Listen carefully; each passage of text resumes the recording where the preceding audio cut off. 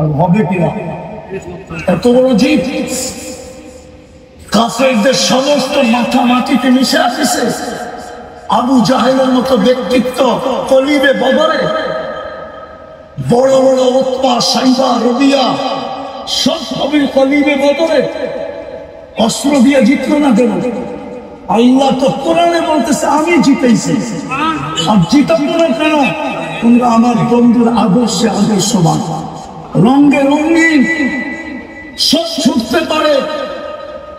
হায় ছোট একটা শূন্য তো ছুটতে পারে না। যদি ছুটত তাহলে উমর কেন চিৎকার দিত, সুন্নাত হাবিবি বিহাউলাই হুমাকা, এদের জন্য নবীর সুন্নাত ছেড়ে দিব। আজকে তো আমাদের ছেলেদের কাছে সুন্নাত নাই। পড়াই তো আমরা শুধু হাদিসের সংযোগ রাখার জন্য পড়াই, নাইলে ছেলেদের অবস্থা দেখলে পড়াই তো মনে চায় না। আমরা যে জমানায় পড়ছি আর আজকে যারা পড়ে, আমাদের মাদ্রাসাগুলোতে চলে আসছে স্কুলের সিস্টেম। ওস্তাদকে ছাত্রদের বই নিয়ে পড়াইতে হয়। বড় হুজুর সত্য বলতেছি না মিথ্যা বলতেছি?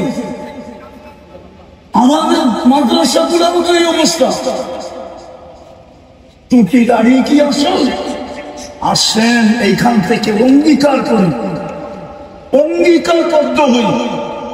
যতদিন পর্যন্ত আমরা ইউটার্ন না নিব, কোরআন এটাই বলে লাআল্লাহুম ইয়ারজিউন, যতদিন পর্যন্ত আমরা নবীর আদর্শে আদর্শবান না হব। হায় হায়, আমি আপনাদের বিরুদ্ধে না, আমিও আপনাদের পক্ষে। বিচার যতদিন পর্যন্ত তৈরি না হবে, রিজাল্ট যতদিন পর্যন্ত তৈরি না হবে, রিজাল্ট যতদিন পর্যন্ত তৈরি না হবে। 16 বছর আমরা দেখা আসছি, দাবায় রাখতে এতটুকু রাখা হয়েছিল যে বিরুদ্ধে স্বপ্নে পর্যন্ত ভাবা যেত না। স্বপ্নেও যদি ঘুমের ঘরে ভাবত তো উঠা দেখতো হ্যান্ডকাপ নিয়ে দাঁড়ায় আছে। আজকাল টেকনোলজি এতটুকু উন্নত যে স্বপ্নে কি দেখতেছে ওইটা ট্যাগ হইতেছে, ট্যাগ। বিশ্বাস হয় না? এখন গুগলে যে জিজ্ঞাসা করেন গুগলকে যে মুফতি নজরুল ইসলাম কাসেমি কোথায় আছে, তো গুগল সাথে সাথে অ্যান্সার দিবে যে এই মাঠে বয়ান করতেছে। বিশ্বাস? আমি জানতাম না এটা, আমি জানছি কয়েকদিন আগে। রাজবাড়িতে যাওয়ার পর একদিন আমাকে একজন জিজ্ঞাসা করতেছে, হুজুর আপনি সব কিছু গুগল ট্যাগ করে বিশ্বাস হয় না? তো ওর সাথে সাথে গুগলকে জিজ্ঞাসা করে দেখাইতেছে এই যে আপনি রাজবাড়িতে বসা গুগল বলতো। অতি 16 বছর আমরা দেখা আসি, কিন্তু দাবায় আসা যায় না। বোম ফুটার মতো ফুটছে, ঠিক না? সত্য তো। এখন আসতে বলেন কেন? এতক্ষণ তো শুনতেছিলাম, খুব জোরে বলতেছিলাম। জোয়ার আসছে তো সব বেসে গেছে। মিডিয়াওয়ালাদেরকে 16 বছর দেখতাম তেল মারতে মারতে মারতে তেলের দাম বাড়ায় দিছিল। আবার তেল ছাড়া কিভাবে পাকাইতে হয় ওটাও পেপারে লিখতে শুরু করছে। আজকেও দেখতেছি স্বৈরাচার বলতে বলতে গলা শুকায় যায়, তো খবর পাঠ করার মাঝে মাঝে আবার পানি দিয়া গলা ভিজে আনে। দেখতেছি কি আমরা? আপনাদেরকে আমি বিরুদ্ধে না, রিজাল্ট যদি তৈরি না হলো তাইলে স্লোগান দিয়ে কিচ্ছু করা যাবে না, আলোচনা দিয়ে কিচ্ছু করা যাবে না, লেখা লেখনি দিয়ে কিচ্ছু হবে। আমাদেরকে বুঝাইতে হবে জাতিকে যে সিরাতের কতটুকু প্রয়োজন এই দুনিয়ায় রাখি, কতটুকু মৃত্যুর পরে রাখি, কতটুকু মুহাম্মদুর রাসূলুল্লাহ আসছে প্রয়োজন। জোরের জন্য, মিলের জন্য, মহব্বতের জন্য, ভালোবাসার জন্য, সুখের জন্য, শান্তির জন্য। হ্যাঁ, আমি জুমায় বলছি যে আপনি খালি গায়ে দেখাইতে পারবেন সাহাবাকে যে গায়ে কাপড় নাই, পায়ে জুতা নাই, পেটে ভাত নাই, মাথা গুছা ঠাঁই নাই। আপনি দেখাইতে পারবেন, আপনি দেখাইতে পারবেন। যে ঠাই নাই, কিন্তু আপনি এটা দেখাইতে পারবেন না যে শান্তি নাই। এটা ইতিহাসবিদ দেখাইতে পারবে না শান্তি নাই। এটা দেখাইতে পারবে না চোর নাই। এটা দেখাইতে পারবে না মিল নাই। এটা দেখাইতে পারবে না মোহাব্বত নাই। এটা দেখাইতে পারবে না ভালোবাসা নাই।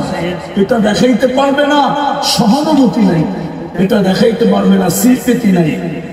সহানুভূতি, যুদ্ধের ময়দানে সহানুভূতি দেখেই তো দুনিয়া পাগল হয়ে গেছে। কে শিখাইছিল? পানি বলে চিৎকার দিছে, আর আপন ভাই তো পানি নিয়ে ছিটা দিছিল। কিন্তু পাশের লোকটা যখন বলছে পানি, তো আপন ভাইকে বলছে আমার চেয়ে অতিপাশিত বেশি। ওইখানে যখন বলছে তৃতীয় আওয়াজ আসছে পানি, দ্বিতীয় বলছে আমার চেয়ে পিপাসিত বেশি। তৃতীয় জনের কাছে পৌঁছতে পৌঁছতে দুনিয়ার থেকে চলে গেছে। দ্বিতীয়র কাছে এসে দেখে ও চলে গেছে। আপন ভাইয়ের কাছে এসে দেখতেছে ও চলে গেছে। পানি পানির জায়গায় রয়ে গেছে। এই সহানুভূতি যুদ্ধের ময়দানে যখন জীবন বাহির হতেছে, কোন জাতি দেখাইতে পারবে বলেন? আজকে ফিলিস্তিন চিৎকার দিতেছে, পাশে তো মুসলিম দেশে মিশর, পাশে তো মুসলিম কয়েকটা দেশ আছে। স্বজাতিত আরবদের আসাবিয়াত তো দুনিয়ার সেরা। আমি লিখি নাই, ইমাম আসকালানী রহমতুল্লাহ আলাইহি লেখেন সিত্তুন ইয়াদখুলুনা নারা জাহান্নাম বিসিত্তিন। হ্যাঁ, ওনার কিতাব উঠায় দেখেন, ইবনে হাজার আসকালানী রহমতুল্লাহ আলাইহি উনি তো লেখছেন আরব বিল আসাবিয়া, আরবদের ভিতরে আঞ্চলিকতা সবচেয়ে বেশি। আরব হওয়া সত্ত্বেও ফিলিস্তিন মাখায়া মরে চিতরা, আর ওরা পায়ে তেল মালিশ করে চিতরা। এটা শেষ জায়গায় চলে আসছি।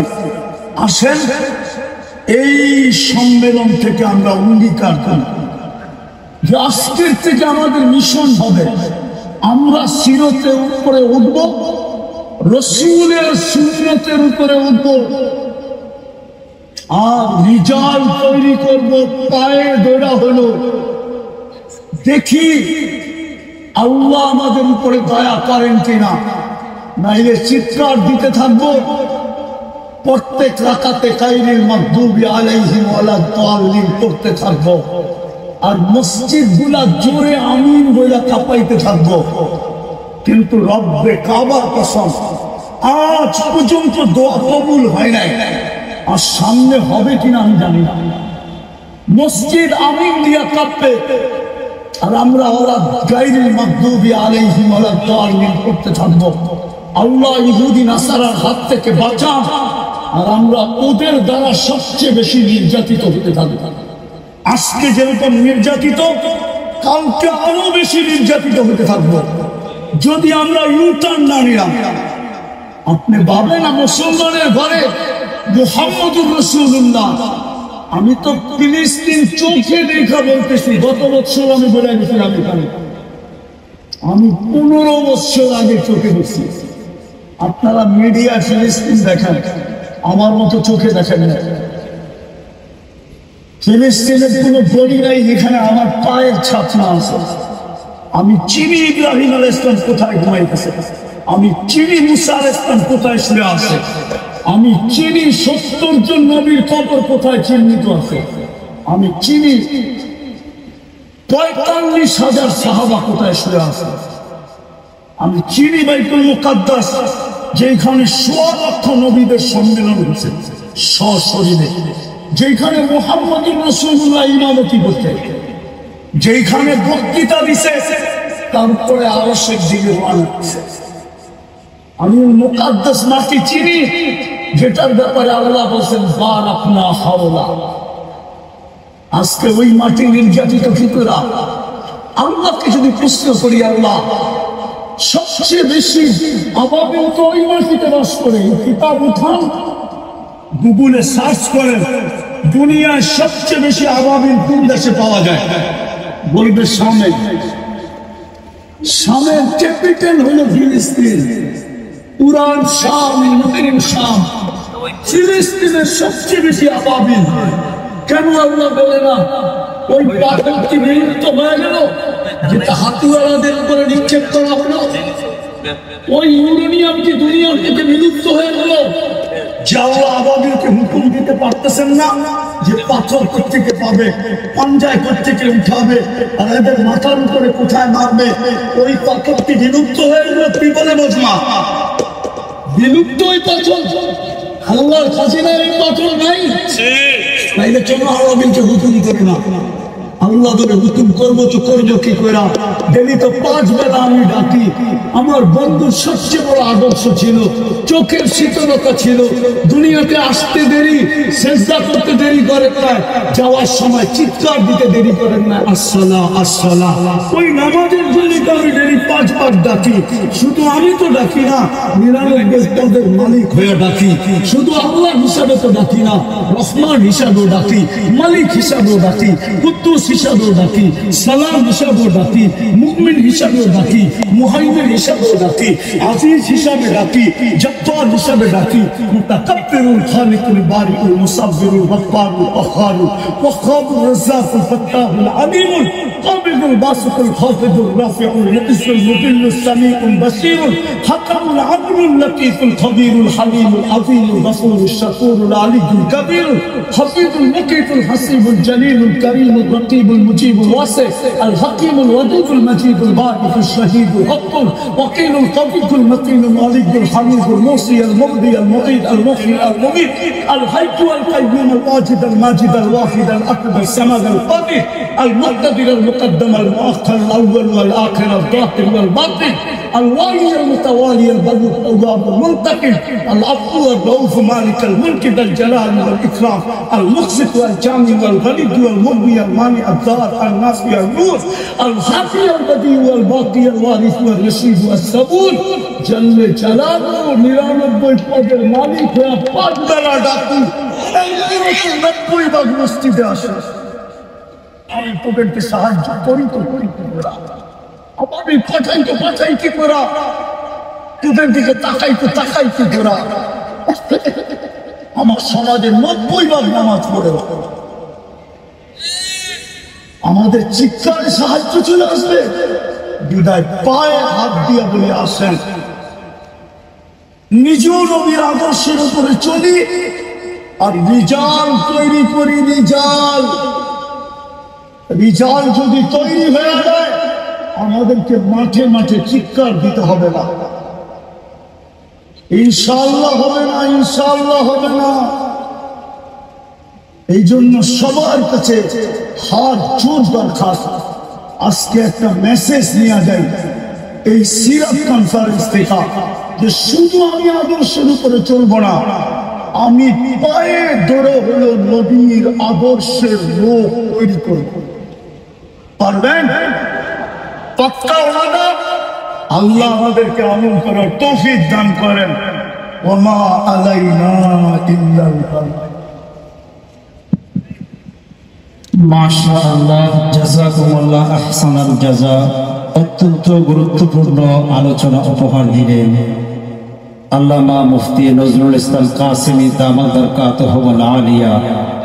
আল্লাহ আমাদেরকে রাসূলের সিরাতের উপর জীবনটাকে ওঠানোর তৌফিক দান করুন, রাসূলের আদর্শে আদর্শবান হওয়ার তৌফিক দান করুন, সাহাবায়ে কেরামের আদর্শে আদর্শবান হওয়ার তৌফিক দান করুন।